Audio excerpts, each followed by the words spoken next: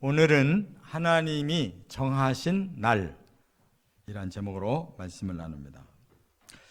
오늘 새벽에 우리가 나눈 말씀이 바로 이 절 바로 앞에 1절부터 11절이었습니다.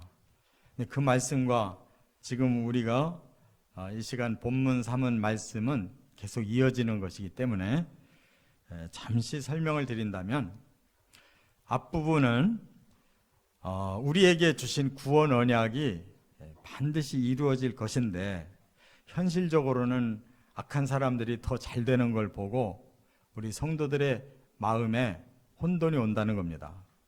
그러나 하나님의 언약은 반드시 지켜진다. 그러므로 어떻게 해야 되느냐? 우리는 하나님을 온전히 확실하게 믿어야 된다는 거. 그러면 그 언약이 바로 우리의 소원인데 그것이 이루어진다 그랬고, 또 하나는 바로 하나님을 우리가 전적으로 믿고 모든 거 맡겨야 된다. 마치 우리가 물건 사놓고 자기가 무거운 걸 억지로 들고 오기보다는 택배에다 딱 맡기면 바로 집에다 갖다 주는 것을 우리가 확실히 알듯이, 그렇게 우리의 인생의 길을 하나님께 철저히 맡기면 하나님이 의로운 성도 반드시 그 빛을 보게 하신다. 또 하나, 우리가 하나님을 이제 미래에 구원을 완성하실 때까지 철저하게 소망하면 그 소망에 닷을 걸은 그 천국을 하나님 반드시 주신다. 이렇게 말씀한 것을 깨달으시기 바랍니다. 그러면 이제 오늘 여기 12절부터 20절 말씀은 뭐냐?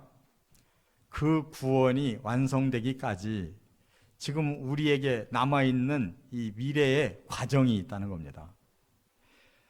제가 이 37편을 가지고 전에 이렇게까지 설교를 준비하면서 고민을 해본 적이 없는데 참 고민이 됐어요.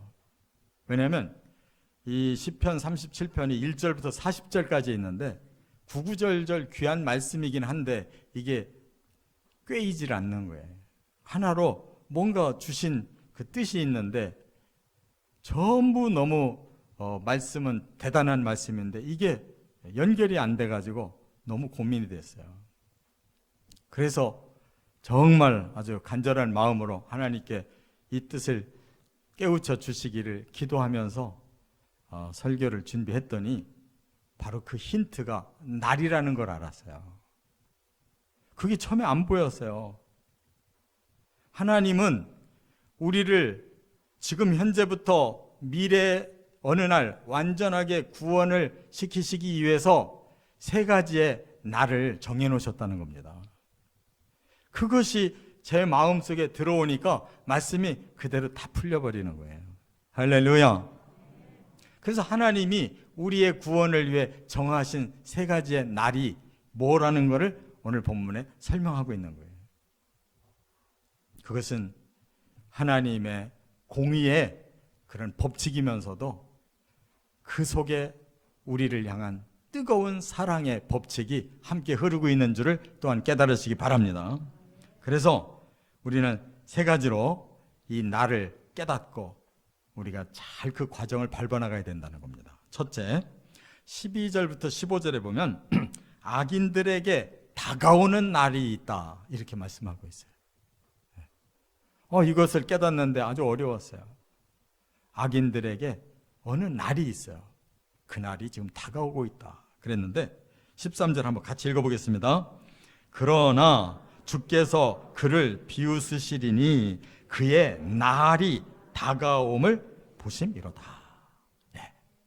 사람들은 몰라요. 악인들은 더구나 아무것도 모르고 자기들 세상인 것처럼 온갖 악을 행하며 이 세상을 집어삼키려고 하는데 하나님은 그것을 비웃으신대요. 끄떡없이 하나님은 뭔가를 준비해 놓으셨다는 거예요. 그게 바로 그 악인들의 날이라는 거예요. 그 날이 지금 다가오고 있다는 거예요. 이 내용을 확실하게 알면 이거 두렵고 떨릴 수밖에 없는 그 하나님의 디데이가 있다는 거예요.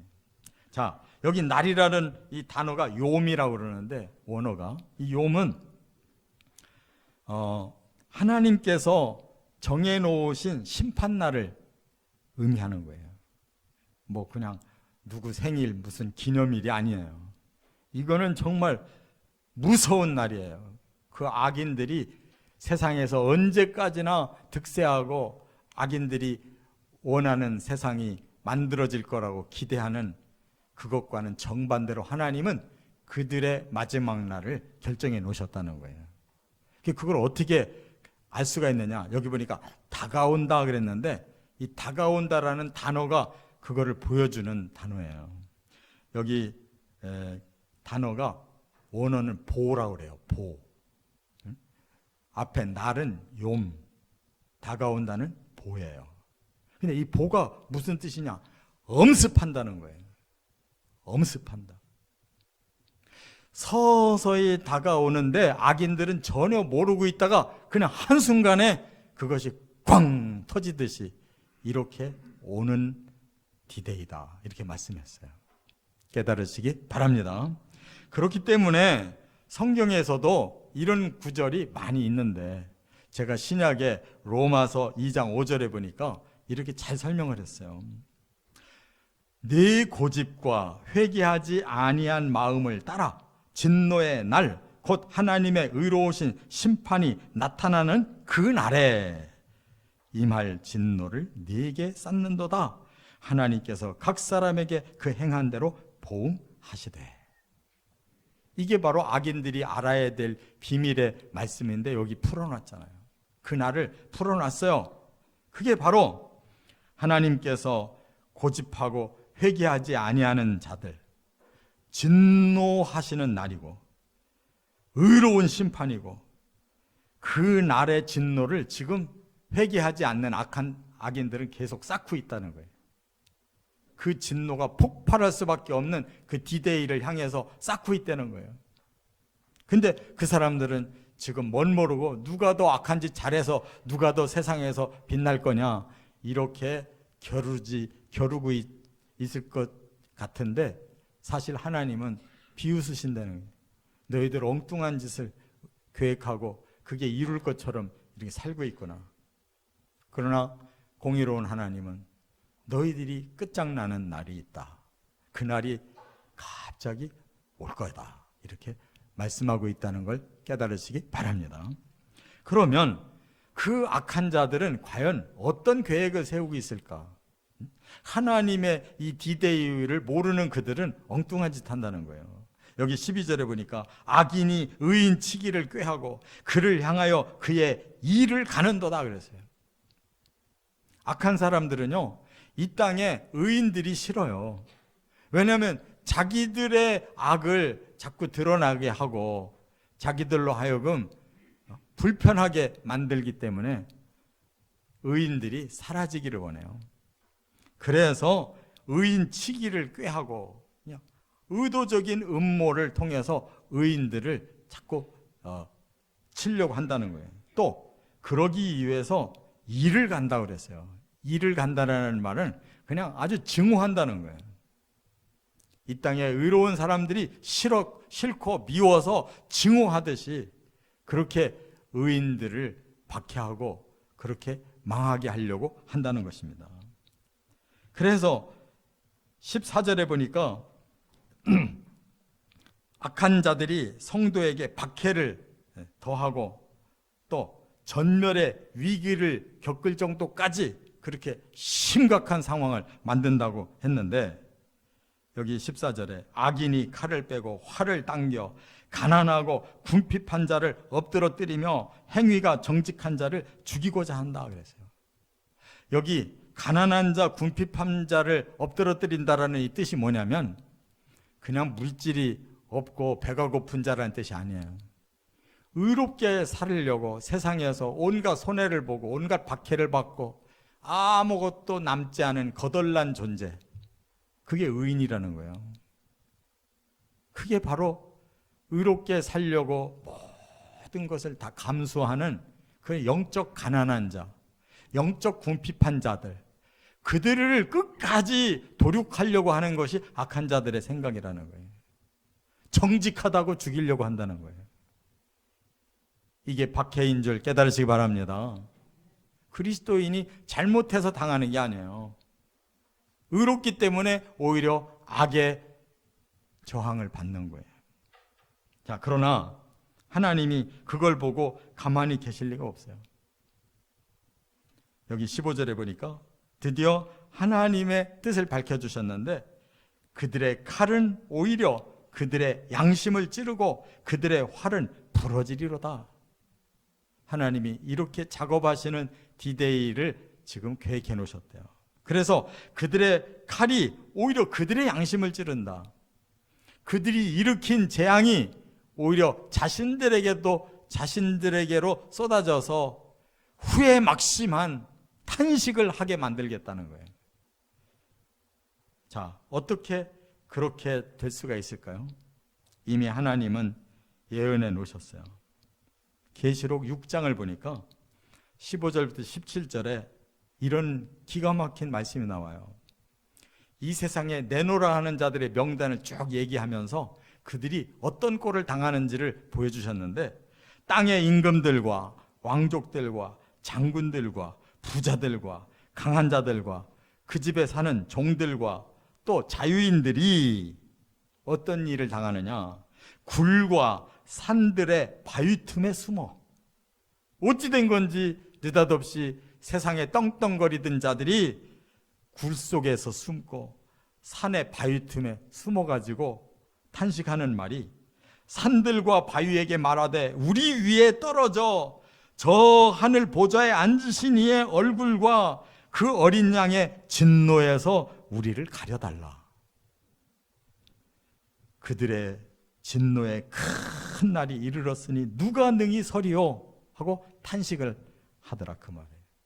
여러분, 세상에 악한 자의 우두머리가 사탄인데 그 사탄에게 속아서 세상에 내노라는 임금들, 왕족들, 장군들, 부자들, 강한 자들이 이렇게 숨을 데가 없어서 탄식하면서 하나님의 그 진노가 우리 위에 쏟아졌는데 이거 누가 이거를 막을 자가 있냐? 누가 이걸 피할 수가 있겠느냐라고 탄식하는 그 디데이가 온다는 걸 믿으시기 바랍니다. 이거는 소설이 아니에요. 이 상황이 바로 하나님이 정하신 그 심판의 날이 오기 때문에 이런 상황이 벌어지는, 세상에서 가진 자들이 무너지는 순간이 온다 그 말이에요. 그렇기 때문에 그들은 지금 멋모르고 날뛰고 아무것도 두려움이 없이 계속 악을 저질러 가겠지만 하나님이 오히려 그 모습 보고 속으로 비웃으신다. 참으로 어리석은 자들아, 어찌 너희 자신의 악을 깨닫지 못하고 끝까지 그 악을 치닫느냐. 너희들의 끝은 이렇게 무서운 진노로 멸망할 것인데 라고 하나님도 탄식하신다 그런 말이에요. 여러분, 하나님의 진리의 말씀은 한 번 주신 것은 결코 변개가 없고 결코 없어지는 것이 아님을 믿으시기 바랍니다. 예수님도 하나님의 말씀은 1.1핵도 땅에 떨어지지 않고 다 이루어진다고 말씀했어요. 저와 여러분은 66권의 성경을 글자 그대로 믿고 순종하시고 이 날을 대비하시기를 바랍니다. 두 번째, 16절부터 18절에는 이제 또 다른 새로운 날이 우리에게 주어졌다고 말씀했는데 의인들이 온전한 자가 되는 날이 있다는 거예요. 악인들은 끝장나는 날인데 반대로 의인들은 온전한 날이 온다는 거예요. 18절을 읽겠습니다. 여호와께서 온전한 자의 날을 아시나니 그들의 기업은 영원하리로다. 할렐루야. 의인들은 온전한 자로 하나님께서 세우시는 날이 온다는 거예요. 그러면 이 온전이라는 말이 뭘까요? 한자로 평온한 온자에다가 온전할 온자예요. 그러면 우리는 하나님의 백성, 하나님의 나라의 시민으로 완성되는 날이란 뜻 아니겠어요? 그 나라에서 영원한 평안과 영원한 완전을 누리는 성도가 될 줄로 믿습니다. 이 원어가 탐이라고 그래요. 어떻게 오늘 단어들은 전부 한자씩이에요. 원어가 탐. 그런데 이게 완성된다는 뜻이에요. 완성된다. 우리는 이 땅에서 의가 심어져 가지고 이 의가 점점 성장하고 성숙해져 가고 있는 과정인 줄 믿습니다. 그러나 우리 사람의 힘으로만 그게 되는 게 아니에요. 하나님이 완성시키는 날이 온다는 거예요. 할렐루야. 그것이 바로 성도들의 부활로부터 시작되는 거예요. 그 디데이가 부활로부터 완전히 시작되는 거예요. 오늘이 바로 예수님이 부활하신 이유는 우리를 그렇게 부활하시기에 하려고 첫 열매로, 샘플로 예수님이 첫 번에 부활하셔서 우리가 정해진 이 날에 우리가 부활할 때, 그때부터 온전한 성도로 시작되는 줄 깨달으시기 바랍니다. 이것을 가장 정확하게 설명한 부분이 데살로니가 전서 4장 16절부터 나오는 말씀이에요. 주께서 호령과 천사장의 소리와 하나님의 나팔 소리로 친히 하늘로부터 강림하시리니, 하늘로부터 강림, 땅으로 오신다는 거예요. 그리스도 안에서 죽은 자들이 먼저 일어나고, 죽어 있었는데 그들이 분명히 살아서 일어나는데 상처 있는 몸이 아니라 영원히 사는 완전한 몸으로 몸이 부활한다는 거예요. 뿐만 아니라 살아남아있는 자들도, 그 부활은 역사상에 단 1회밖에 없어요. 그 순간에 죽어있던 성도들은 부활하고, 그 순간에, 역사의 그 마지막 순간에 혹시 살아있는 성도가 있다면 그 사람은 살아있는 상태로 부활체로 바뀌는 거예요. 그래서 두 번째 일어나는 사건이 끌려 올라간다. 어디로? 공중으로. 예수님을 만나러. 그곳에서 영적 혼인잔치가 벌어지는 줄 믿습니다. 거기에 참여하는 것이 바로 온전의 축제예요. 저와 여러분들이 그 자리에 있을 때 성도로서 온전해지는 날인 줄 믿습니다. 그러면 이렇게 그날을 미리 알고 지금 흥분한 마음으로 그 축제에 참여할 것을 기다리는 성도는 이 땅에 살면서 어떤 마음을 가지겠느냐? 우리는 초연한 마음을 가지고 살 수가 있다는 거예요. 그 악인들처럼 이 땅이 걸 뭐 더 악한 방법으로라도 걷어보려고 야단치는 그런 삶이 아니라는 거예요. 왜냐하면 온전한 그 나라의 그 영생은 말할 필요도 없이 너무너무 귀하기 때문에 이 땅에 그 어떤 것도 비교가 되지 않으니까 아예 초연해진다는 거예요.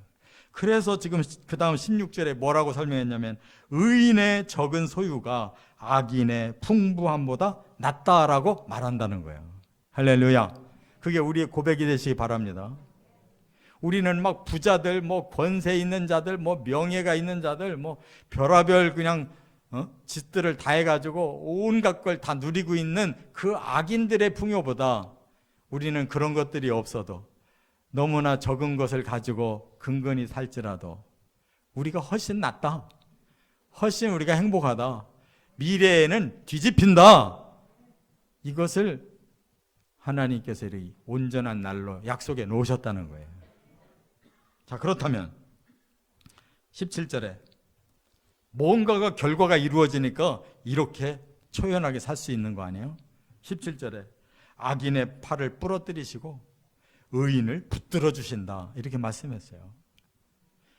우리가 하나님께서 그 날이 될 때까지 우리를 붙들어 주시고, 악인들은 반드시 부러뜨리려고 하나님이 계획해놓고 그렇게 끌고 가시는 이상 뭘 두려워할 게 있느냐, 뭔 욕심을 쓸데없이 부릴 것이 뭐가 있느냐. 조금 불편하게 사는 것뿐이지 우리는 최후의 완전을 향해 가는 성도인 줄 믿으시기 바랍니다.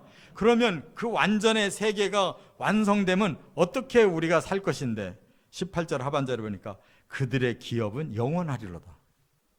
기업이래요. 하나님의 언약이 이루어지는 것이 우리들의 기업이래요. 그런데 그 기업은 이 땅의 것처럼 그렇게 얼마 안 있으면 사라지는 게 아니라 영원히 있다는 거예요.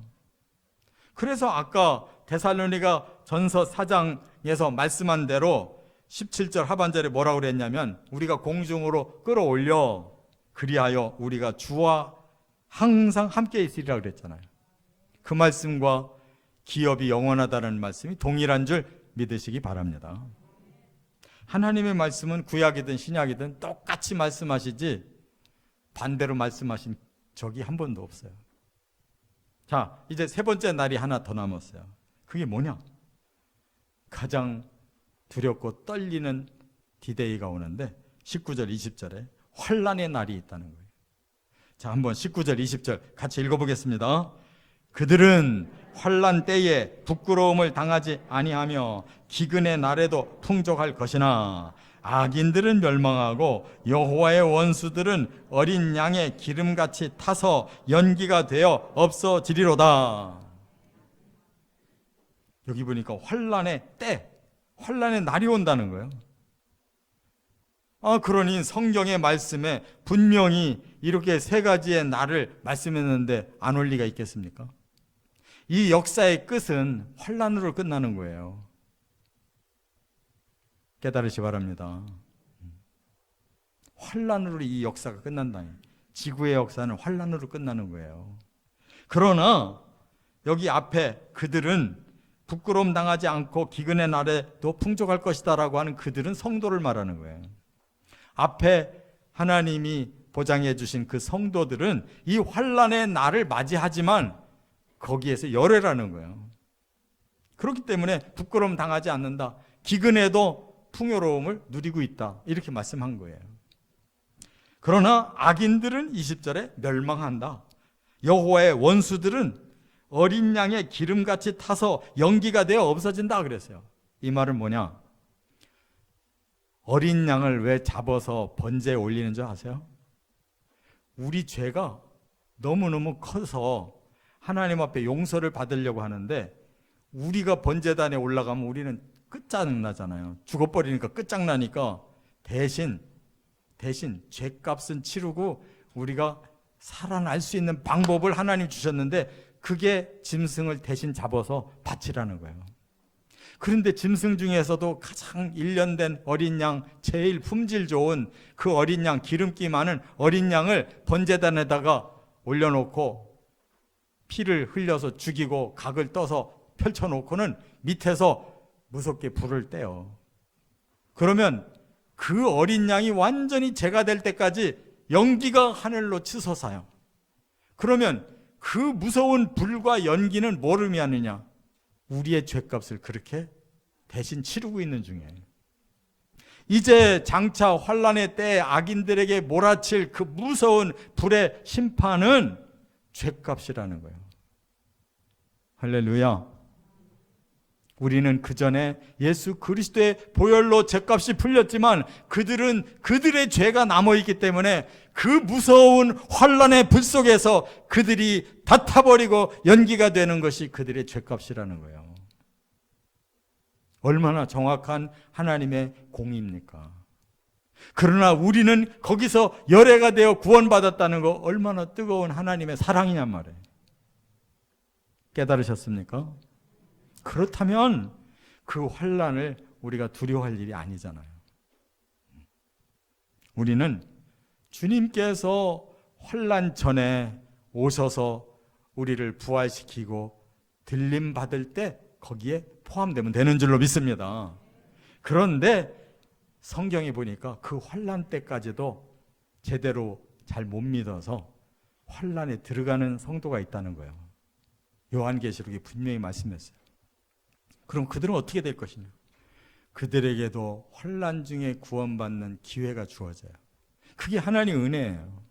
그래서 예수님이 종말론을 말씀할 때 그 환난이 얼마나 무서운지를 이렇게 설명했어요. 마태복음 24장 21절에 그때에 큰 환난이 있겠음이라 창세로부터 지금까지 이런 환난이 없었고 후에도 없으리라. 그 말은 이전에도 없고 후에도 없을 최대의 진짜 마지막 환란이 그때다 이렇게 말씀한 거예요. 베드로 후서 3장 7절 베드로도 그렇게 말했어요. 이제 하늘과 땅은 그 동일한 말씀으로 불사르기 위하여 보호하신 바 되어 경건하지 아니한 사람들의 심판과 멸망의 날까지 보존하여 두신 것이라. 여러분, 이 지구는 영원한 게 아니에요. 처음부터 어느 기간까지만 필요한 거예요. 긍정적으로는 구원받을 사람들이 충만해질 때까지 이 지구를 보존하는 거고, 부정적으로는 악한 놈들을 막판에 다 멸망하는 그날까지만 보존시킨다 그 말. 그렇기 때문에 베드로후서 3장 10절에는 그날이 어떻게 오느냐?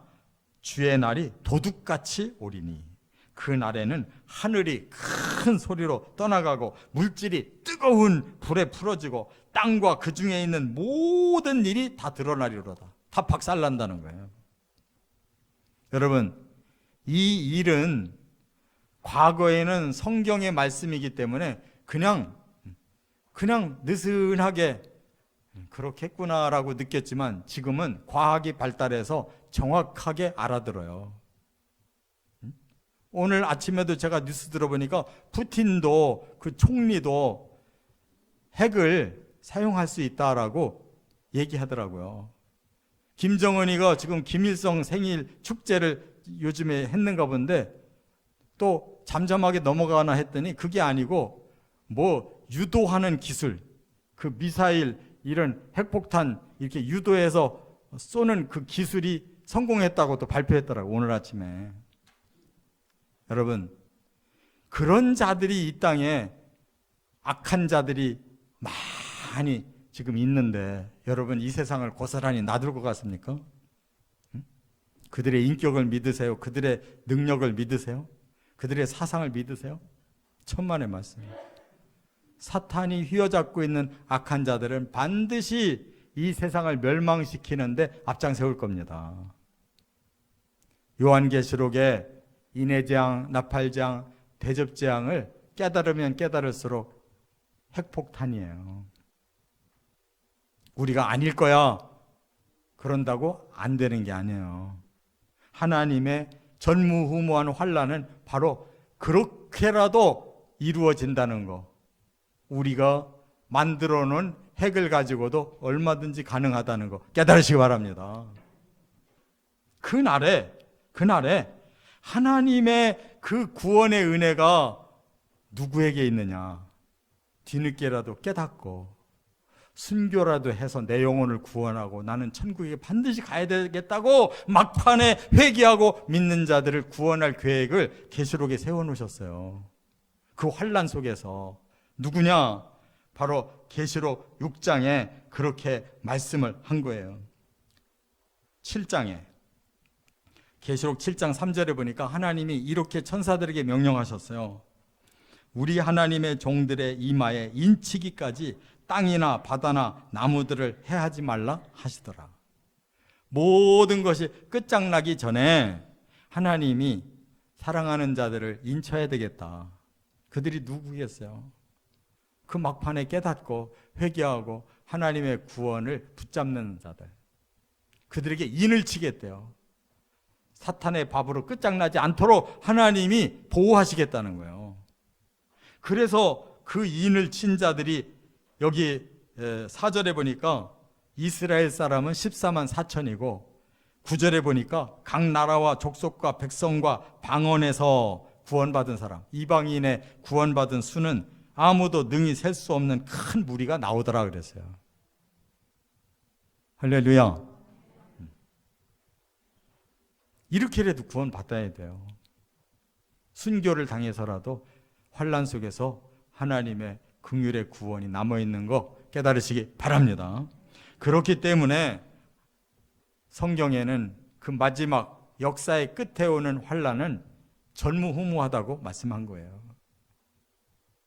그래서 우리는 이처럼 그 환란의 심판날은 정해져 있기 때문에 반드시 온다는 것을 깨닫고 그걸 주비해야 되는데 계시록에 보면 그것이 순서대로 밝혀져 있어요. 19장 가면 백마탄 그리스도가 지상에 재림해서 악을 제압하고 적그리스도와 거짓 선지자와 사탄을 제압한다는 말이에요.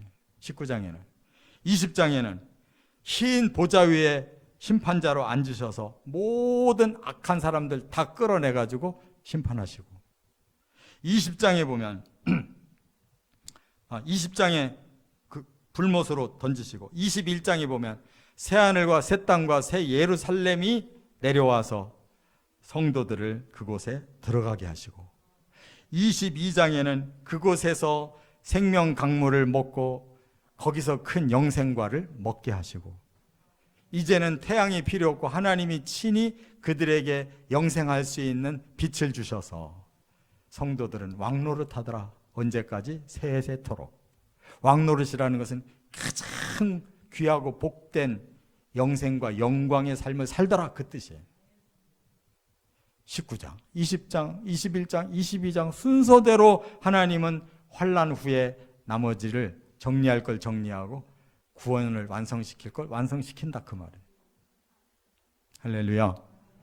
하나님 말씀을 허투루 듣지 마시기 바랍니다. 땅에 1.1획도 떨어지지 않냐고 이루실 하나님의 세 가지 디데이가 분명히 있다는 거 믿으시고, 우리는 부활을 소망하며 거기에 초점 맞추고 사시기를 주의 이름으로 축원합니다. 기도드립니다.